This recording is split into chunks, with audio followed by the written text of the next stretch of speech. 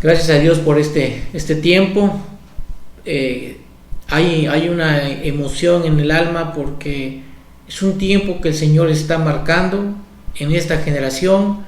Es un kairos de Dios en el que estamos recibiendo.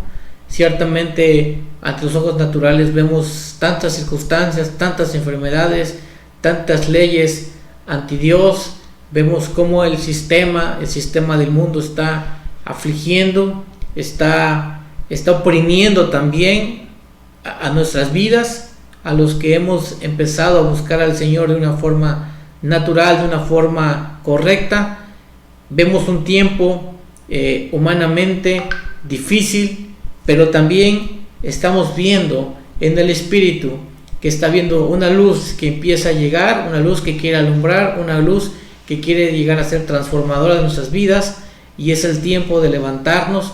Dice la palabra: tu espíritu que duermes, levántate, levántate, porque el tiempo ha llegado.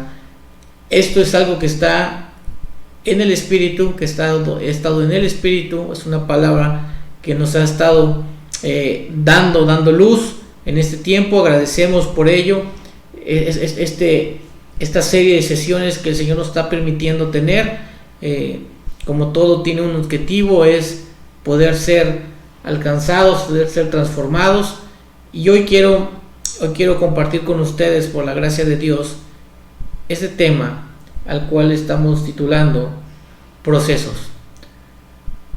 Toda transformación, todo objetivo, toda meta, para poder llegar a alcanzarlo, para poder llegar a cumplirlo, requiere una serie de pasos. No sé si usted esté de acuerdo conmigo. Es decir, aquella persona que quiere correr un maratón no solamente agarra, pone sus tenis y se pone una camiseta, un short, y dice: hoy voy a correr 42.20 y tantos kilómetros. Creo que no es así. Creo que para llegar a ese objetivo, para llegar a esa meta, él requiere una preparación, requiere un proceso. Y no es que desde el primer día corra 5 kilómetros. A lo mejor el primer día le pondrán a hacer otro tipo de ejercicio necesario para poder desarrollar en él internamente algo que crezca para poder llegar a la meta.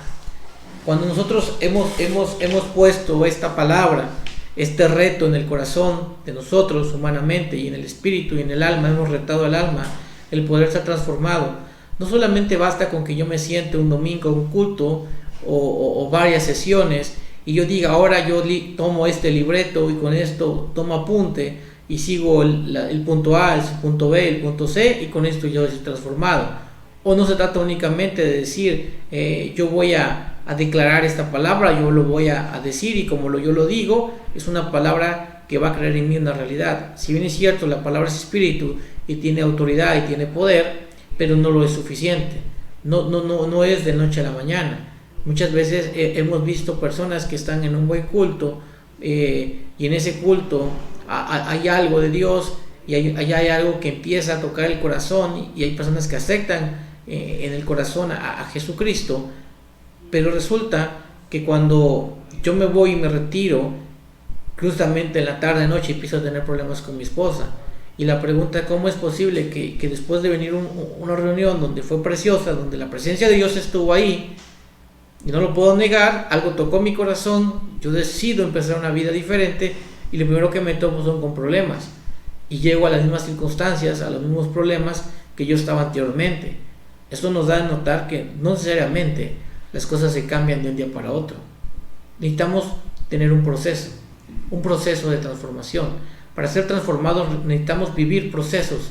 Procesos son importantes. En cualquier empresa, para tener un alimento, para tener un producto final, pasa por un proceso productivo, desde el almacenamiento de la materia prima hasta la transformación al producto final. Y yo quiero compartir con ustedes, solamente ocuparé por esta tarde, por esta noche, ocuparé este versículo, que son este capítulo, que tiene 2, 3, 4 versículos, a los cuales nos centraremos. No abundaremos en otras cosas para no perdernos, pero sí quiero que vayamos en Dios y pongamos mucha atención y pidamos a Dios revelación en esto. Antes de empezar a leer, quiero llevarlos a Hechos capítulo 2, verso 37. Quiero esquematizar en este proceso de transformación hay algo prioritario que hacer. Lo prioritario que hacer es, número uno, es reconocer nuestros problemas, reconocer nuestra condición actual, reconocer nuestras áreas de vulnerabilidad, reconocer nuestras áreas de estancamiento, reconocer aquellas áreas en las cuales han estado dentro de nosotros y que son visibles. Uno de los problemas más grandes en los cuales el ser humano está inmerso es el ego y la soberbia. Y uno de los problemas que yo he notado frecuentemente, hablando del cristianismo, si lo queremos titular así, aunque la palabra cristiano denota otras cosas, en el tiempo de Roma, la palabra cristiano era una palabra peyorativa, era una palabra desagradable, porque era una palabra de burla. Pero en el contexto actual es como nos hemos aprendido a identificar como cristianos. Como la Biblia nos menciona y como el reino nos reconoce, somos como hijos de Dios. Ese es el título correcto, el cual deberíamos nosotros ostentar, ser hijos de Dios. Quiero comentarles esto y quiero permitirme en Dios y bajo su autorización del Espíritu Santo, esta palabra que hoy Dios nos regala. Quiero aclarar, no es que sea mía, es de Dios, ha sido compartida, ha sido ministrada, pero no es mía, no pertenece a mí. Pero esta palabra es una palabra apostólica. Hoy en esta noche estaremos soltando una palabra apostólica. Por eso debo de entender y diferenciar qué tipo de palabra es la que se nos habla. ¿Se acuerdan ustedes cuando hablábamos las sesiones pasadas, cuando decía que Jesús, que por mi palabra os será limpiado, por mi palabra será limpio? La pregunta es, ¿qué palabra? ¿Qué palabra? No lo menciona, dice mi palabra. Entonces hay una palabra que es profética, que habla de lo que ha de venir, lo que ha de suceder, lo que está sucediendo en el corazón, en una ciudad. Pero también hay una palabra que es administrativa, una palabra pastoral, una palabra de pastoreo, pero también hay una palabra que es una palabra apostólica. Yo ya bajo la luz del Espíritu Santo estaremos conociendo, descubriendo qué se refiere a esa palabra apostólica. ¿Por qué hace tanto énfasis que había apóstoles? ¿Cuál es la doctrina apostólica? Entonces sí quiero decirles que esta palabra es apostólica, no va con ninguna intención, ni es la intención mía señalar, sojuzgar, criticar. No es esto, perdone si usted así lo entiende, no es esto, pero sí estamos obligados y sí estamos llevados a poder manifestar y enseñar una verdad en Dios. Siento mucho en mi corazón, siento mucho en este momento que el Espíritu Santo quiere llevarnos a una libertad y a una sanidad, pero para ello es necesario poder recibir la palabra. Y yo le digo algo, no la rechace usted, no rechace la palabra, pero también le puedo decir algo del Señor, no la tome como cierta, no la deseche, pero tampoco la tome como cierta, pero sí llévela a un escudriñamiento y escudriñe usted esta palabra y que Dios le dé revelación. Ese es mi deseo en Dios.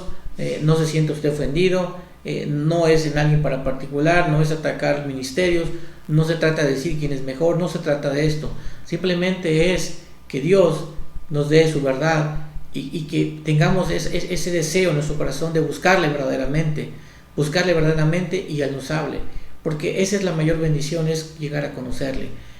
Entonces, esquematizando todo esto, lo primero que tenemos que hacer es reconocer nuestros errores.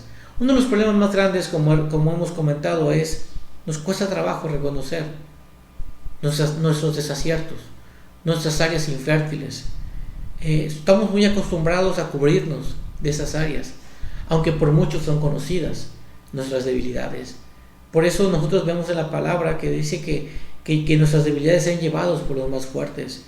Y esto es muy interesante, y esto es muy, muy impactante, y es muy tremendo, porque cuando yo reconozco en mis debilidades, yo tengo un cuerpo que es el cuerpo de Cristo, en el cual yo vengo y expongo mis debilidades, y este cuerpo me ayuda a llevar mis cargas. Por eso dice, sobrellevar las cargas los unos a los otros. Pero hemos perdido este enfoque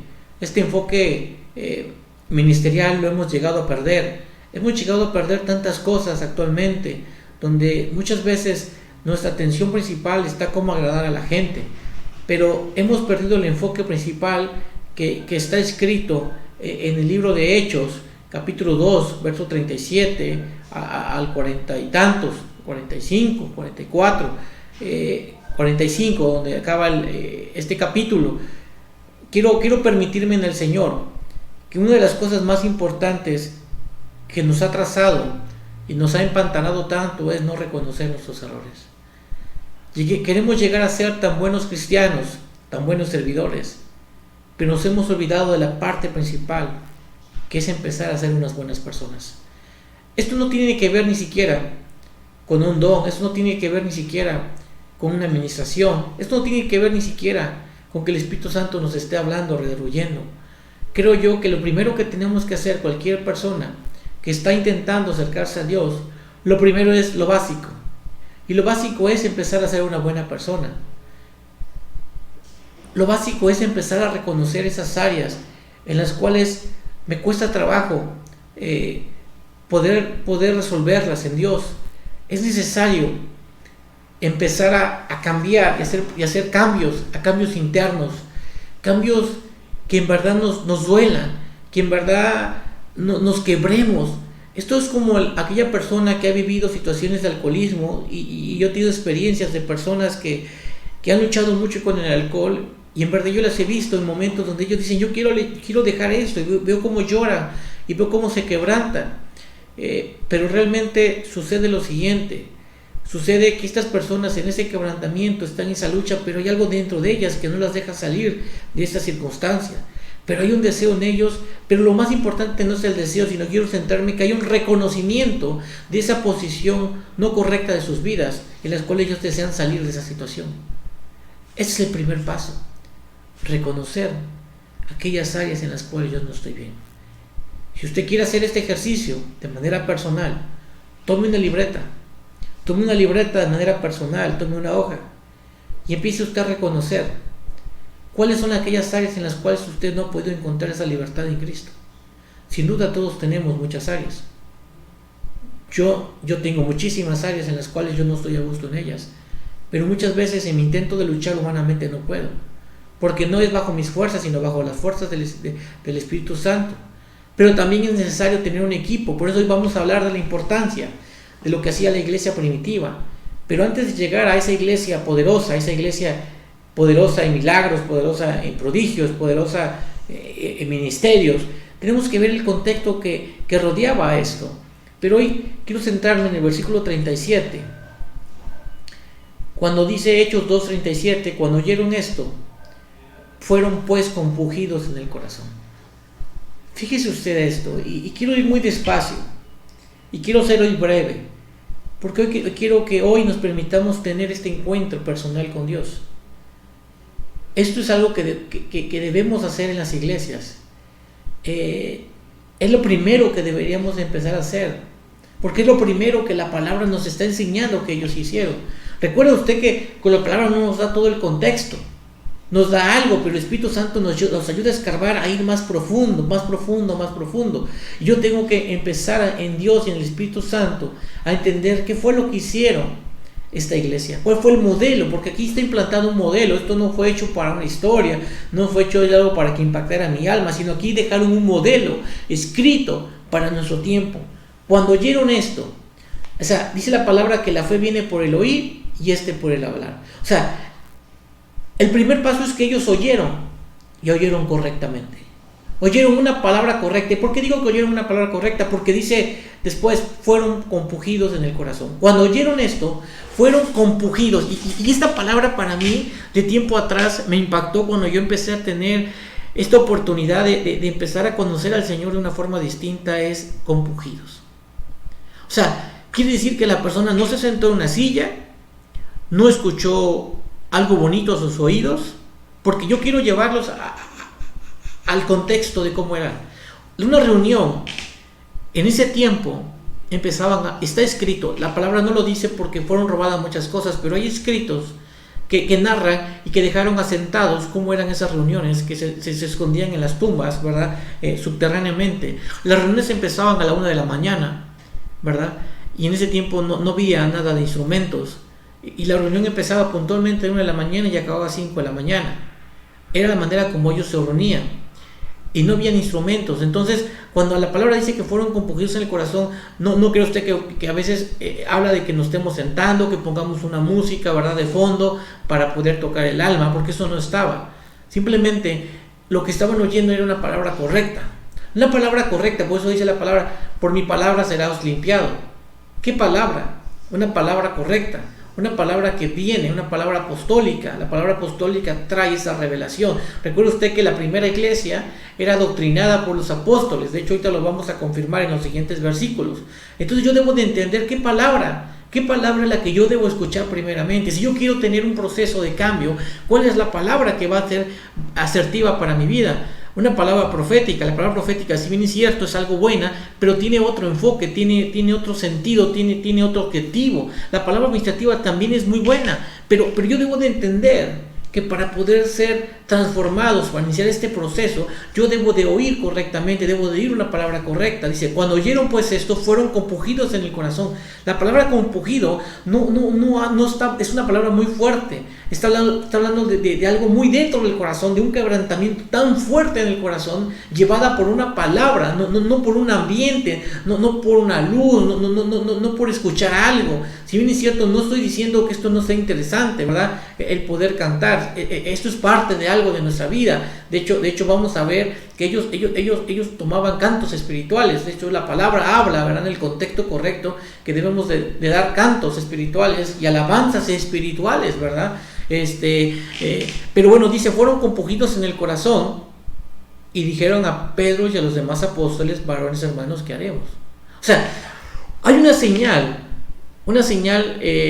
inequívoca de que estas personas estaba viendo algo en su corazón. Estaba viendo un indicio de una persona que quería algo con Dios. Entonces, cuando viene este compujamiento en el corazón, dice, ¿y ahora qué haremos con estas personas? O sea, la palabra ya los impactó, la palabra los está quebrantando. Mire usted, es la palabra porque la palabra es Dios, la palabra es espíritu y la palabra viene de Él. Esto es lo que yo debo focalizarme en esto, en esta noche. Y Pedro les dice algo: arrepentíos y sed bautizados. ¿Se da cuenta que el quebrantamiento no tiene que ver con un arrepentimiento? Sí se da cuenta que en esto tiene que ver primeramente el ser compungidos, el ser quebrantados. Y este quebrantamiento, Pedro les dice arrepentíos.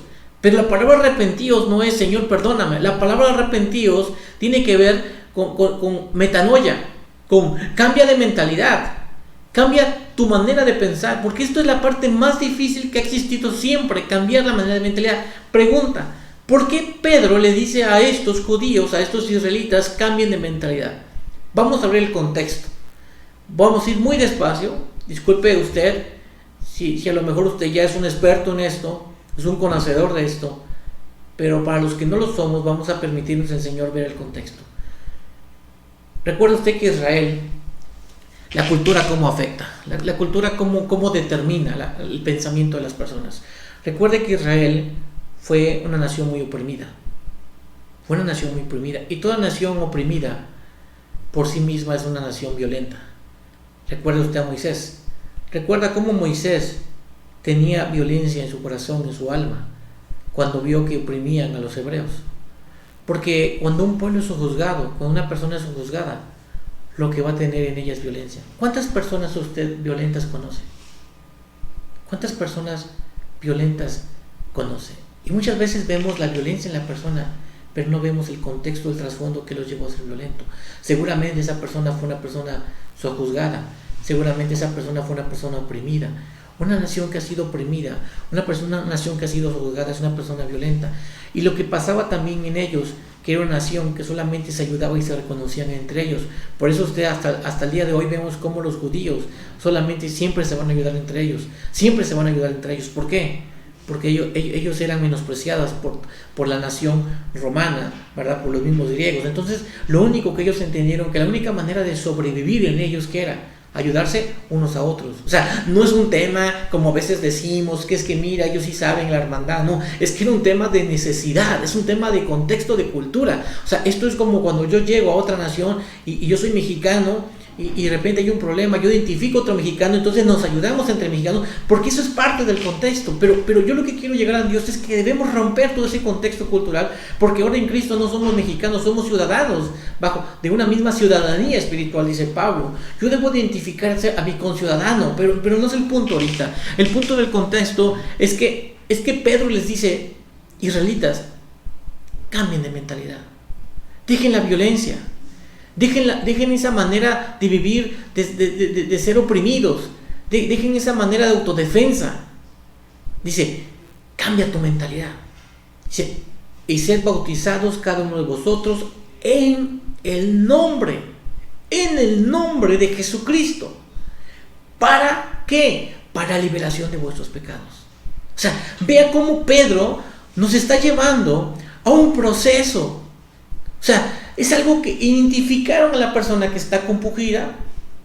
Esto no es de ABC, o sea, no cree usted que esto fue el salón A, recibes un discipulado de compungimiento, luego vete a arrepentimiento, luego vete a un discipulado de bautismo y después ya vete a un tema. O sea, si bien es cierto, sí nos da un proceso, pero no es algo que sea automático. O sea, no estoy menospreciando nada de esto, no confunda usted y no se sienta atacado.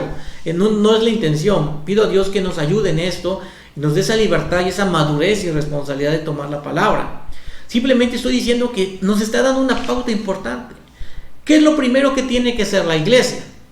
La iglesia tiene que llevarnos, ¿verdad?, primeramente a una palabra apostólica, una palabra correcta, que por a través de la palabra, no a través del ministerio, a través de la palabra podamos ser compungidos en el corazón. Y hay un proceso que el ministerio tiene que llevarte a cambiar de mentalidad. O sea, el ministerio tiene que tener la capacidad de reconocer tus áreas vulnerables y tú tienes que ser muy honesto y muy transparente de reconocerlas e ir con tu ministerio y decirle: esta es mi área en la cual yo estoy estancado, esta es mi área en la cual yo no puedo avanzar. Entonces no es solamente estar en una reunión y decir quién quiere ser bautizado, quién quiere ser salvo, y entonces yo inmediatamente los llevo a las aguas. No, el llevarnos a las aguas implica, el bajar a las aguas implica que es una señal. O sea, sí es importante el bautismo porque es una señal, pero dice aquí el bautismo en el nombre de Jesucristo. O sea, hay un bautismo que es en el nombre de Jesucristo y hay otro bautismo que es en el Espíritu Santo. Por eso dice Pedro: y recibiréis después de que estés liberado el don del Espíritu Santo. Habla del bautismo, de hecho ahí habla que fueron bautizados en el Espíritu, ¿verdad? Bautizados. Pero bueno, entonces vamos en el enfoque, o esquematizamos. Arrepentimos. Ese arrepentimiento te va a llevar después a que tú manifiestes públicamente que estás cambiando, has decidido cambiar tu mentalidad y es bautizado.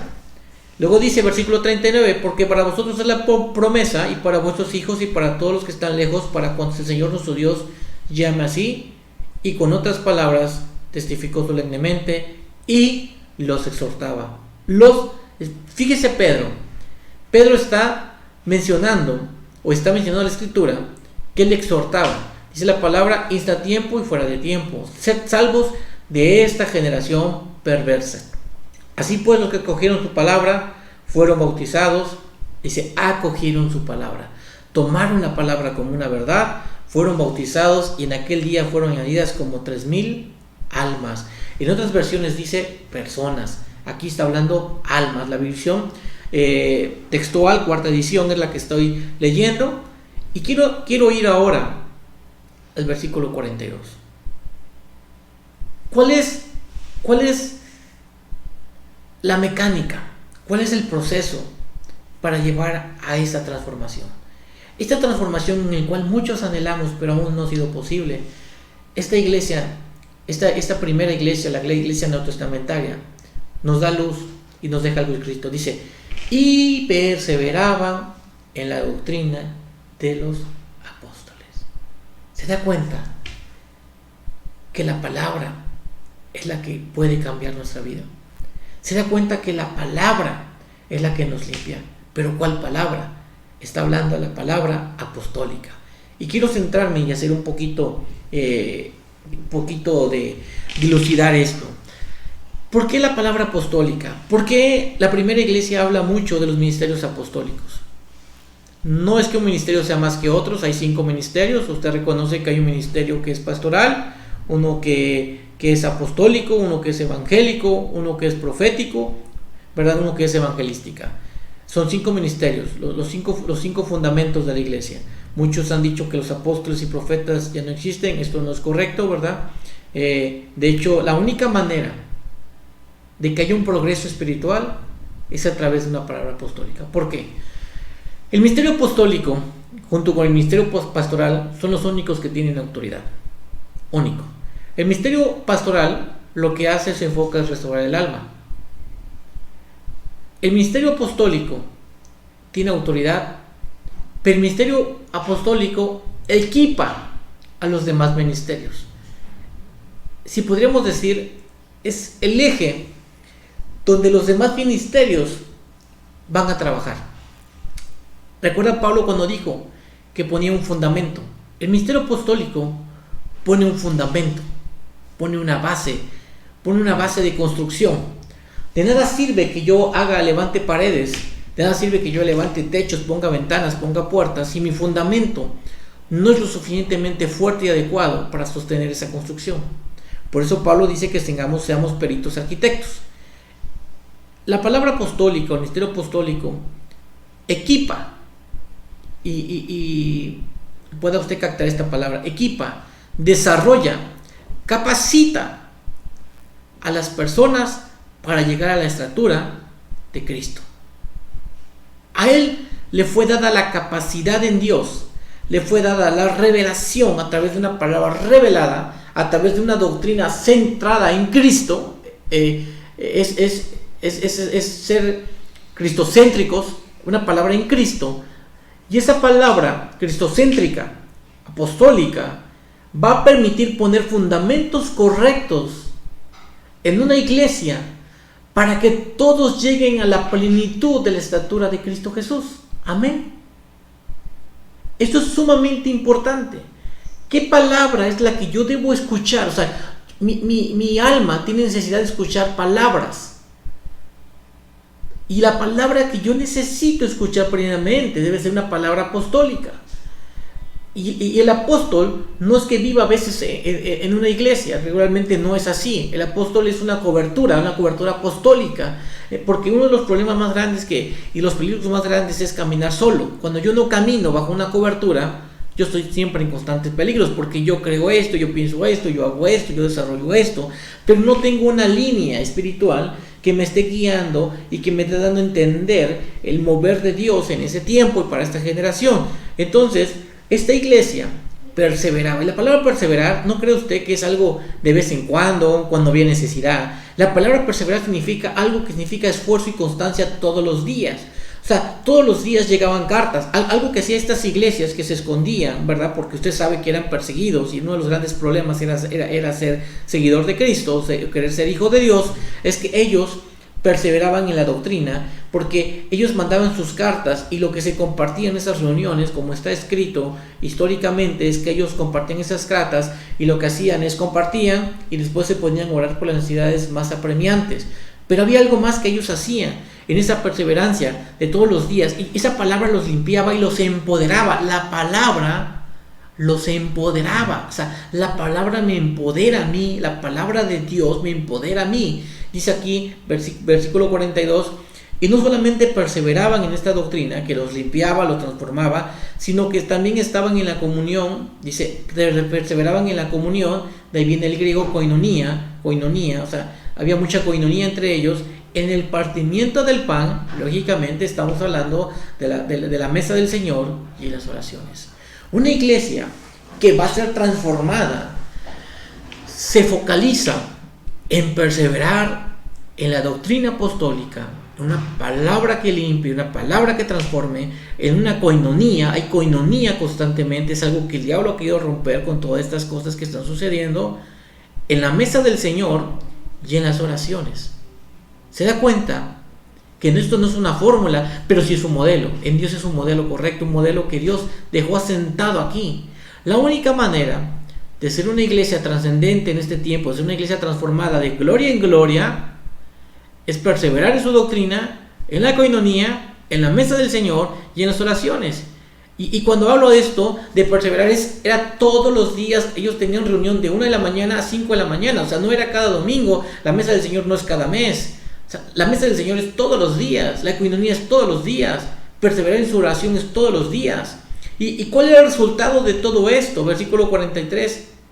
El resultado natural de esto es que sobrevenía temor a toda alma. Versión Vive las Américas dice: y sobrevino temor a toda persona. Y acá la versión textual cuarta dice: y sobrevenía temor a toda alma. Y por consecuencia, ahora sí, muchos prodigios y señales eran hechas por los apóstoles. Y todos los que creían,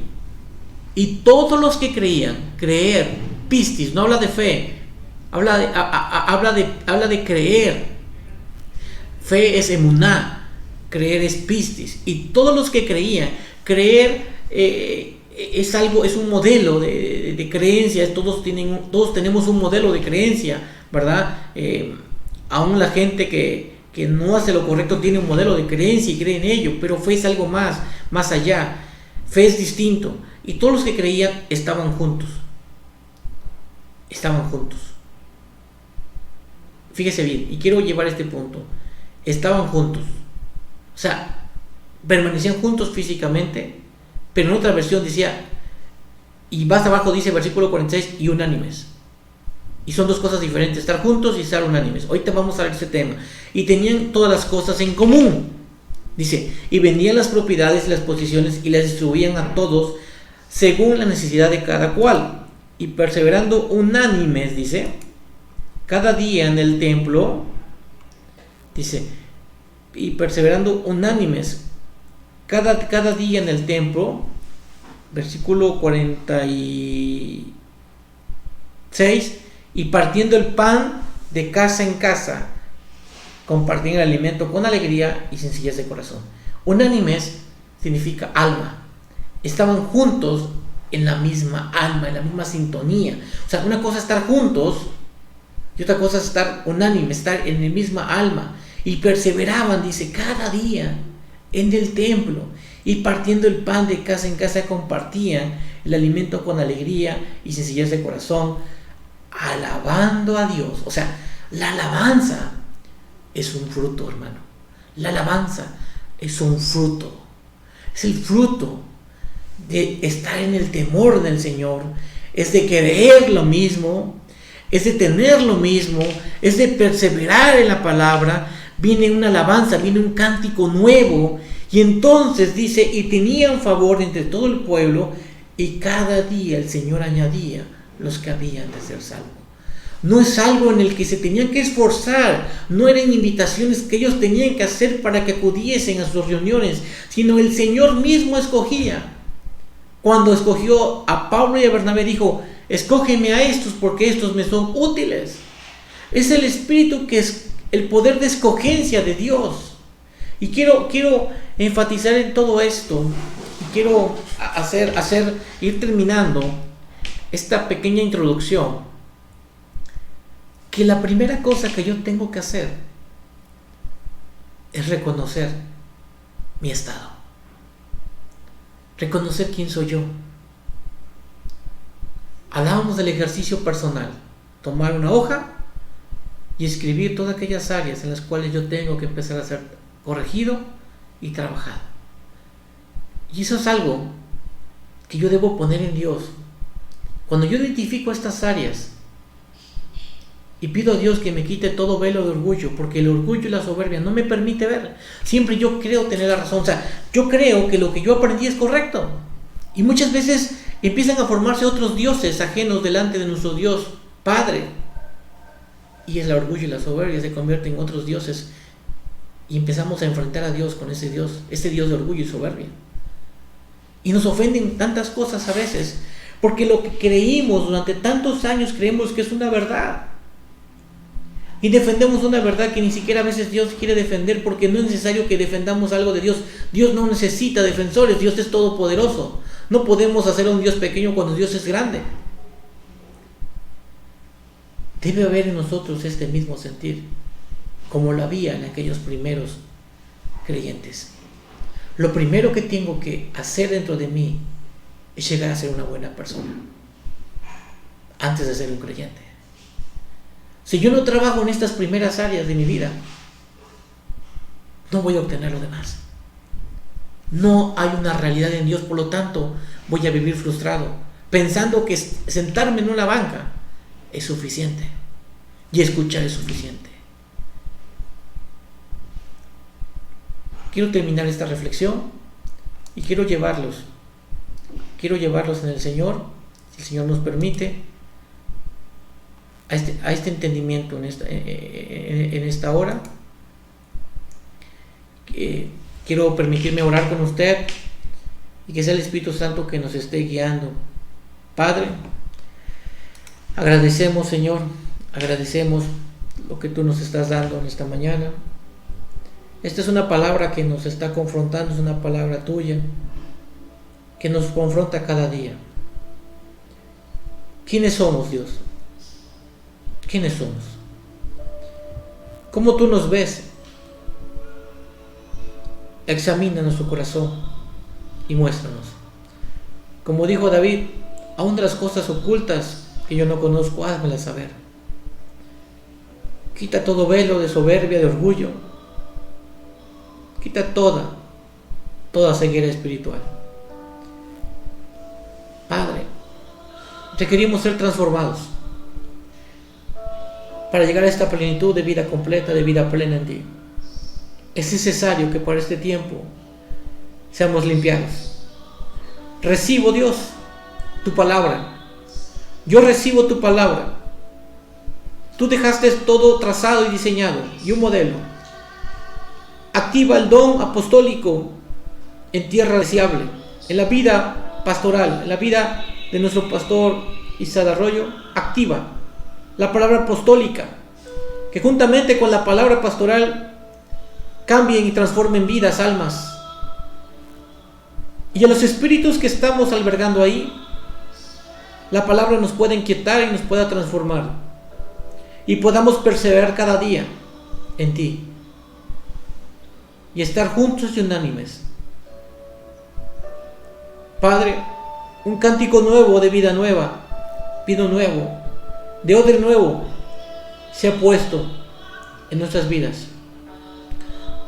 Tú aborreces lo viejo y las arrugas. Transforma tu iglesia de gloria en gloria y que sea luz y sea resplandor para este tiempo. Es el tiempo de oportunidad. Es un tiempo en el que tú estás convocando a los espíritus para ser hijos de transformación, hijos de renuevo. Padre, quita toda soberbia y orgullo de nuestros ojos, de nuestro corazón, y que podamos cada uno en lo personal ir quitando todo aquello que no sirve y que nos hace errar a blanco, que eres tú, que no nos permite llegar a ti. Quita todo peso de pecado, quita todo peso, Padre, toda carga. Te amamos y te bendecimos. Gracias por la vida de los apóstoles, de los que nos han compartido estas perlas preciosas. Gracias. La palabra es tuya y la palabra es limpia y la palabra es verdad.